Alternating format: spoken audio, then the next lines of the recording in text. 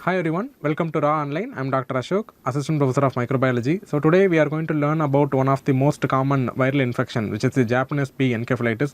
So it is one of the arthropod-borne virus which is going to cause varying form of encephalitis and is going to have a high mortality rate, and it is going to be one of the vaccine preventable illness. So let us go into the topic. So what is Japanese bee encephalitis? So it is going to be an infection which is going to cause encephalitis. So again, like it is going to be an arthropod-borne infection, like it is going to spread by an arthropod-borne virus, which is the Japanese bee encephalitis virus, and it is going to get transmitted through one of the bite of infected mosquito, that is the Culex mosquito.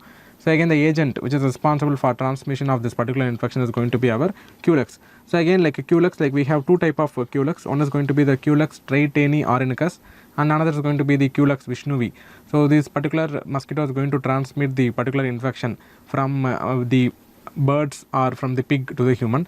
So the transmission cycle is going to be like from the pig, another pig is going to get infected through the bite of Culex mosquito, and again like from the ardid bird, so from one ardid bird to another ardid bird, again like this particular Culex is going to transmit the infection, and when put into the human, that is it's going to be the dead end. So it is going to cause an infection among the pigs and the ardid bug. Again, like this particular pigs and ardid bug is going to be the amplifier host.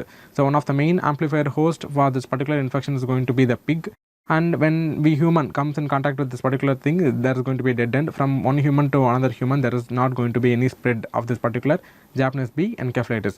So it is going to be an RNA virus going to belonging to the flavivirus group, and it is more common during the rainy season, and it's more common in the areas like tropical area including India.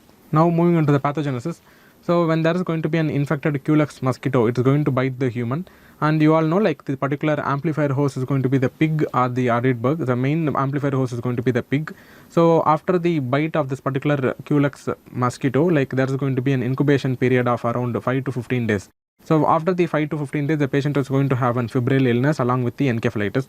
So here the first stage is going to be the prodromal stage. So this is going to be the first stage.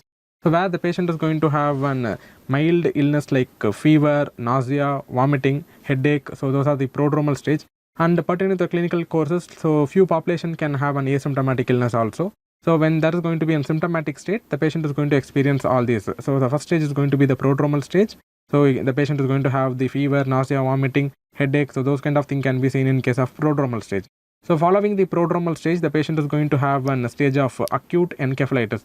So where the patient is going to have a fever, along with the patient is going to have something like a meningeal irritation sign and symptom. So here the patient can have a severe headache, photophobia can be there, altered consciousness can be there, delirium can be there, and even certain patients can go for coma.